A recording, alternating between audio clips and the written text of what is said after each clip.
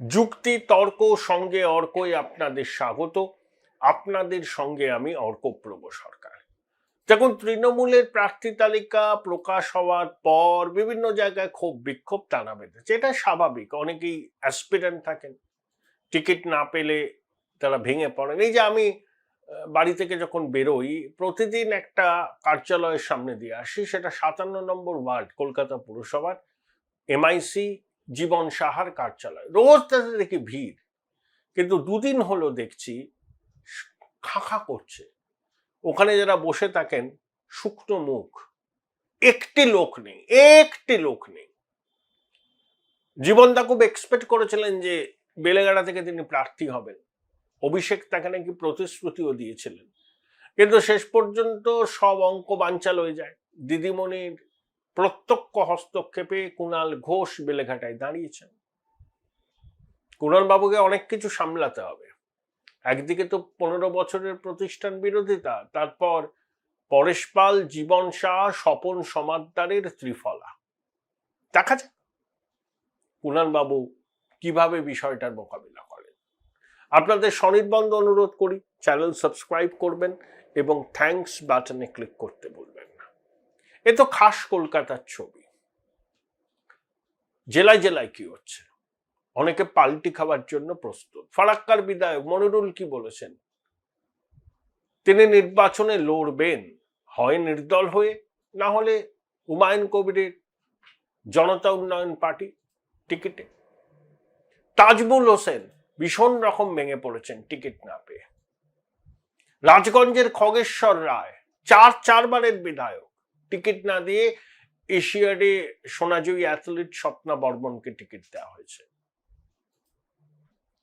ক্যানিং পূর্বের যিনি বিধায়ক এখনো, শওকাত, তাকে আনা হয়েছে ভাঙড়ে। অনেকে বলছেন এটা হচ্ছে ওই জাহাঙ্গীরের খেলা, অভিষেককে বুঝিয়ে শওকাতকে ভাঙড়ে ঠেলেছে। তা ক্যানিং পূর্বে তৃণমূলের কর্মী সমর্থকরা প্রবল উত্তেজিত, তারা চান শওকাত ওখানেই লড়ুক, ভাঙড়ে নয়। অভিষেক ডেকে পাঠিয়েছিলেন শওকাতকে। শওকাত বলেছেন যে আশা করছেন ইতিবাচক কিছু হবে। জেলায় জেলায় এরকম প্রার্থী তালিকা নিয়ে ক্ষোভ বিক্ষোভ তুঙ্গে। অসিত মজুমদার বলেছেন আমি রাজনীতিই ছেড়ে দেবো। তপন দাশগুপ্ত সম্ভবত টিকিট পাননি। বিবেক গুপ্তা সেভাবে রাজনীতি করেন না, কিন্তু তাকে একেবারে বাদ দিয়ে দেওয়াটা তিনি কি মানবেন? লাভলি মৈত্রকে কেউ চাইছিল না তৃণমূলের ওখানে, এমন ছড়িয়েছেন তিনি 5 বছরে। সেই লাভলি মৈত্র আবার টিকিট পেয়েছেন, কান্নাকাটি করেছিলেন টিকিট পাবেন না শুনে। তা দিদিমণি তো, তার হৃদয় খুব কোমল, লাভলির কান্না শুনে তার অনুরোধ ফেলতে পারেনি, ও টিকিটটা দিয়ে দিয়েছেন। 74 জন প্রার্থী বদল হয়েছে, 15 জনের কেন্দ্র বদল হয়েছে, সব ঠিক আছে। হাবড়াতে জ্যোতিপ্রিয় মল্লিককে ওখানকার মানুষ মেনে নেবে? মেকলিগঞ্জে পরেশ অধিকারীকে ওখানকার মানুষ মেনে নেবে? একসময় কুচবিহার জেলায় তৃণমূল কংগ্রেস দলটাকে যিনি নিজের হাতে করে গড়েছিলেন, সেই রবি ঘোষ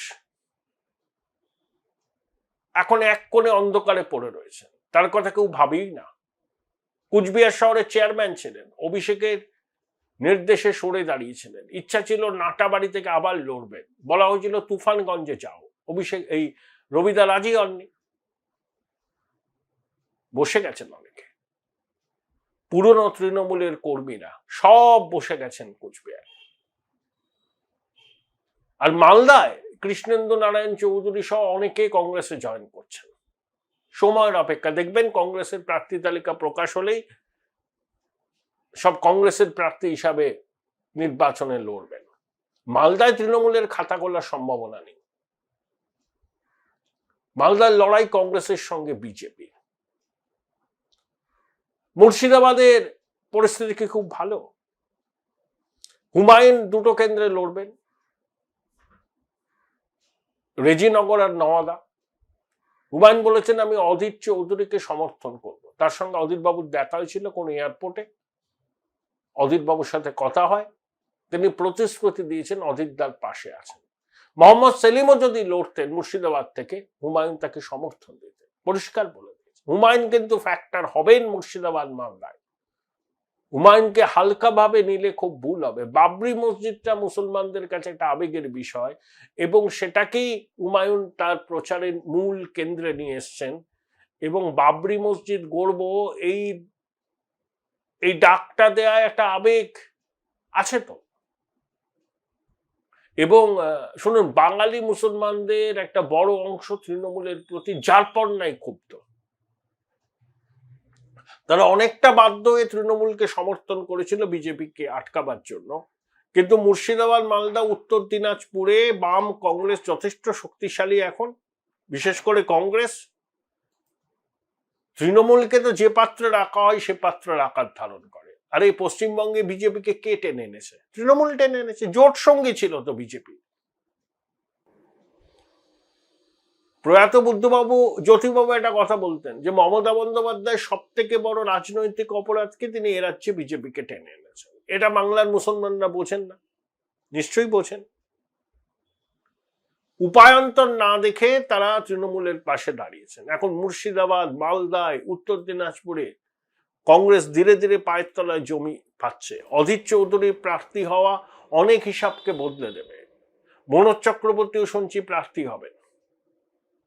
তাই বাঙালি মুসলমানদের, বিশেষ করে মুর্শিদাবাদ, মালদা, দিনাজপুর, এই 3-4টে জেলায় তাদের কাছে অল্টারনেটিভ এসে গেছে কংগ্রেস, কোনো কোনো জায়গায় বাম। তৃণমূল মুর্শিদাবাদে আগের বার পেয়েছিল 20টা, এবার 6 থেকে 7টা আসন পাবে। মালদায় খাতা খুলতে পারবে না। এবং যারা যারা টিকিট পেলেন না পাল্টি খাবেন।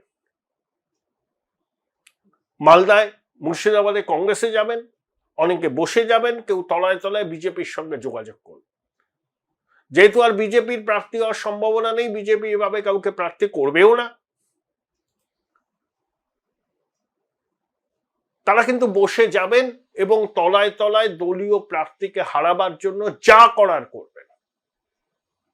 এই যে এন্টালিতে ওটা সাহা পরিবারের জমিদারি হয়েছে। স্বর্ণকমল শাহ পারছেন না অসুস্থতার জন্য, তার ছেলেকে প্রার্থী করা হলো। ওখানে একজন কাউন্সিলর আছেন, তার ডাকনাম ববি। আরো অনেকে আছেন। ওখানেই থাকেন বর্তমানে মিজোরামের অ্যাডভোকেট জেনারেল বিশ্বজিৎ দেব। কেউ বিবেচিত হলো না।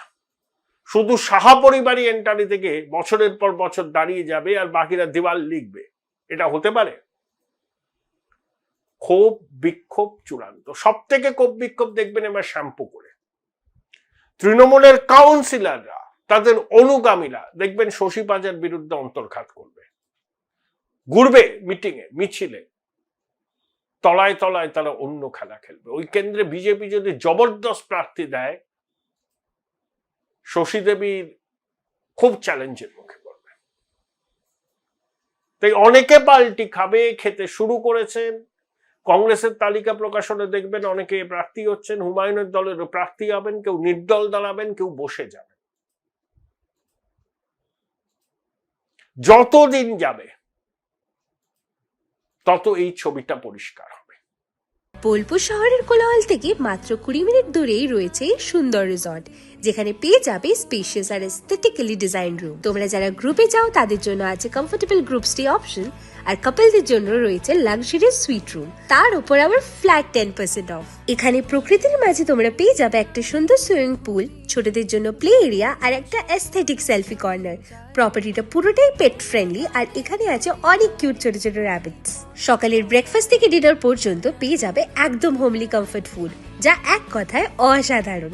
বেঙ্গলি কুইজাইনের সাথে সাথে পেয়ে যাবে চাইনিজ আর নর্থ ইন্ডিয়ান অপশনও। বিকেলে বনফায়ারের আলো, বন্ধুদের সাথে আড্ডা আর খোলা আকাশের নিচে গ্রাম বাংলার হাওয়া, পুরোটাই এক অপরূপ অনুভব। তাহলে বলো তোমরা কবে প্ল্যান করছো এই পিসফুল এসকেপটা? And don't forget to follow Miss cupcake for more such travel updates.